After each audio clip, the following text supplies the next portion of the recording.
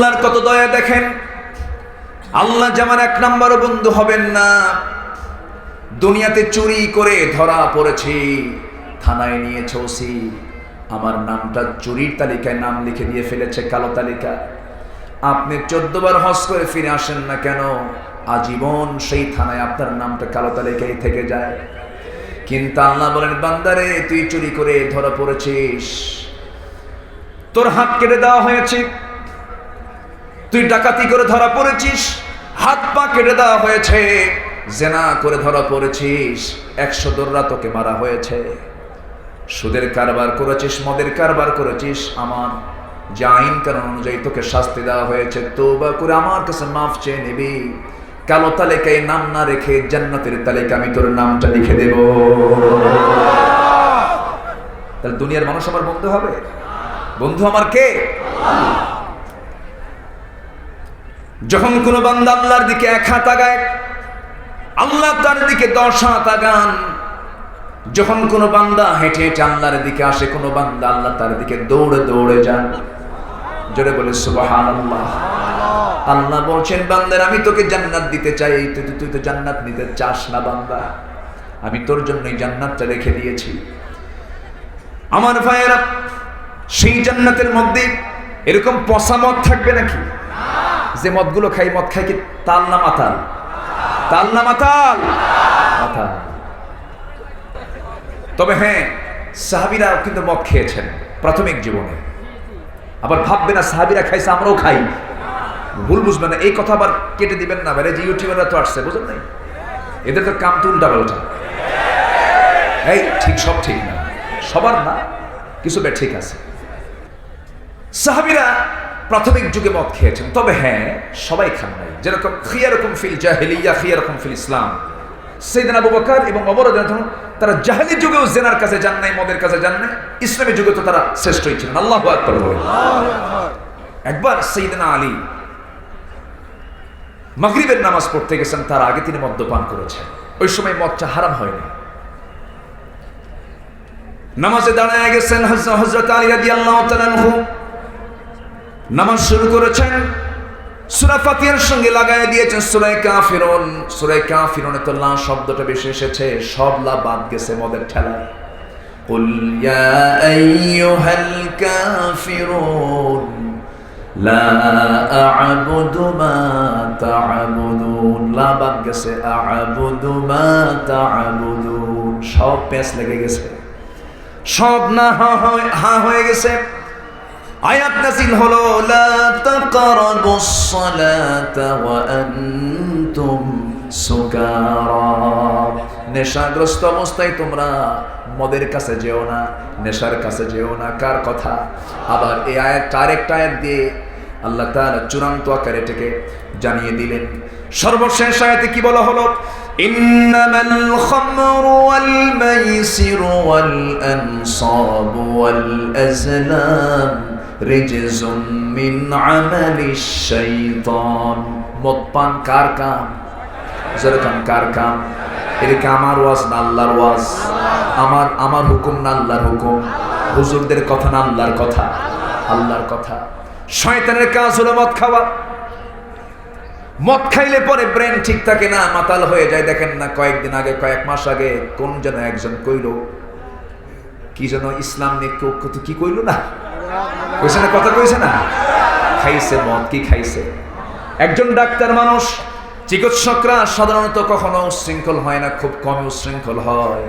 যারা মেডিকেলের ডাক্তার হয় তারা আল্লাহকে কাছ থেকে দেখতে পায়, তারা মানুষের জীবন বৈচিত্র্য নিয়ে তারা দেখে, প্র্যাকটিক্যাল অনেক কিছু তারা দেখতে পায়। সাহিত্যিকরা পথভ্রষ্ট বেশি হয়, কিন্তু বিজ্ঞানী পথভ্রষ্ট কম হয়।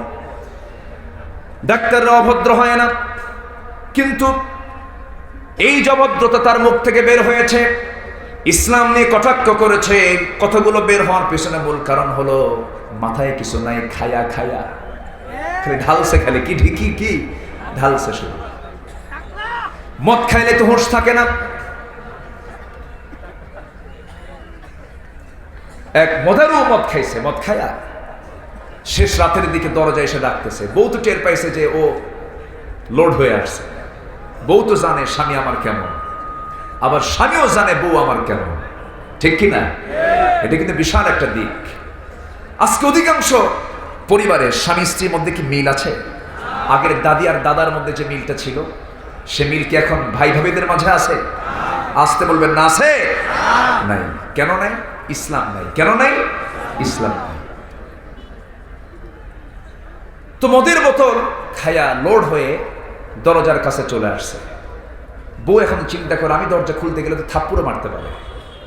একটা ইয়াং ছেলে আছে, বড় ছেলে, তাকে সাথে নিয়ে বললো, বাবা চল, তোর বাপ মনে হয় আসছে, কি যেন করে, ওর মাথা তো ঠিক নাই, তুই সাথে ওর, চল। তো ছেলেকে সাথে নিয়ে এসে দরজা খুলছে। দরজা খোলা মাত্রই লাল টকটকা চোখ, এরকম চোখ বানায়া বইয়ের দিকে তাকায় বলে, হ্যাঁ আসসালামু আলাইকুম। কথা বোঝেন না? মাথা তো ঠিক নাই, হেড অফিস তো গন্ডগোল। বউ বলে, হাই রে আমার পোড়া কপাল, ঘুম থেকে উঠে এই ভোর রাতে স্বামীর মুখে মায়ের ডাক, তোমার কি একটু হোশ হলো না?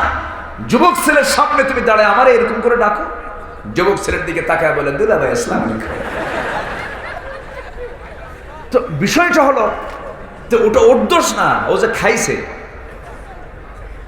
যেখানেই মদ সেখানেই জেনা, যেখানেই জেনা সেখানেই খুনের কারবার। অতএব মদ আছে যেখানে, আমরা নাই। মদ খাওয়া হালাল না হারাম? আজকের হারাম না ১৫০০ বছর আগে হারাম? অতএব কে পাশ করলো, কে কি করলো, এটা আমার দেখার বিষয় না। আমি শুনবো কার বিধান, আমি শুনবো কার বিধান। আজকে আগের দাদা দাদি, আমার দাদারা মদ খেতেন না, তাদের মধ্যে মোহাব্বত ছিল, ভালোবাসা ছিল। আর এখন মদ আর কি, ইয়া বাবা, হ্যাঁ আর কি আছে, ফ্যান্সি, ফ্যান্সি কত কি, ডাল।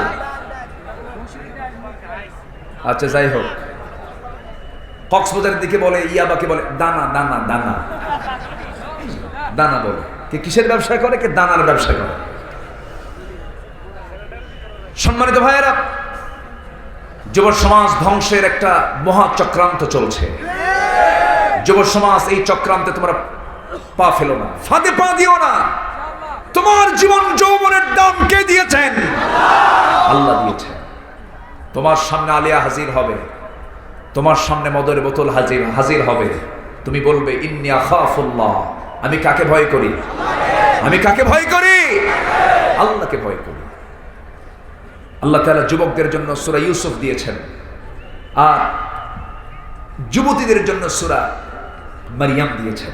সূরা মারিয়াম দিয়েছে। মেয়েরা সূরা মারিয়াম পড়বে, মারিয়ামের চরিত্র ফুটে তুলবে, আর যুবকরা সূরা ইউসুফ পড়বে, ইউসুফের চরিত্র ফুটে তুলবে এই যুবকদের মাঝে। কে দিয়েছেন? আসতে বলবেন না, কে দিয়েছেন? আল্লাহ দিয়েছেন। সম্মানিত ভাইয়েরা, মদ খায়া ইসলামের বিরুদ্ধে কথা বলল। ওইদিকে চলে গেছে এক অভিনেত্রী ওমরা করতে যাইয়া তার নাম যখন বের হয়ে আসছে, এখন বলতেছে, প্রিয় দেশবাসী, আমি ওমরায় আসছি, আমার এ নিয়ে অনেক কিছু চলতেছে, আমার কোনো দোষ নাই, আমি নির্দোষ, আমি পরিস্থিতির শিকার, সবাই আমার জন্য দোয়া করবেন। আমি ফিল্ম ইন্ডাস্ট্রিতে কাজ করে যাচ্ছি প্রায় অর্ধযুগ ধরে, আমার জন্য দোয়া করবেন, আমি যেন ওমরার কাজ শেষ করে দেশে ফিরে যেন সিনেমার বাকি কাজ সম্পূর্ণ করতে পারি। জোরে বলেন নাউজুবিল্লাহ। আমার দেশে এমন হুজুরও আছে মদের ফ্যাক্টরিতে দোয়া করে, আল্লাহ তুমি মদের ফ্যাক্টরিতে বরকত দিয়ে দাও, মদের মালিকের ব্যবসায় বরকত দিয়ে দাও। এরকম লোক আছে না নাই? সিনেমা নতুন চালু হবে, প্রযোজক দোয়া চেয়েছেন এক হুজুরের কাছে, হুজুরে চলে আসছে, আল্লাহ তুমি এই সিনেমার কলা কুশলী, নায়ক নায়িকা, গায়ক গায়িকা, সবার প্রতি তোমার খাস রহমত নাযিল করো। তুই কথা কি বুঝতেছেন? এরকম ভাড়াটিয়া কিছু হুজুর আছে না নাই? আছে না নাই? এটার নাম ইসলাম না। ইসলাম মানে হারামকে বর্জন করে হালালকে ধরা, ঠিক কি না? মা আতাকুমুর রাসূল ফাখুযুহু ওয়া মা নাহাকুম আনহু ফান্তাহু। ক্লিয়ার কথা। হারামকে হারাম জানা, হালালকে হালাল জেনে মেনে নেওয়া, হারামকে প্রত্যাখ্যান করা, এটার নাম হলো মুসলমান। এটার নাম কি? মুসলমান।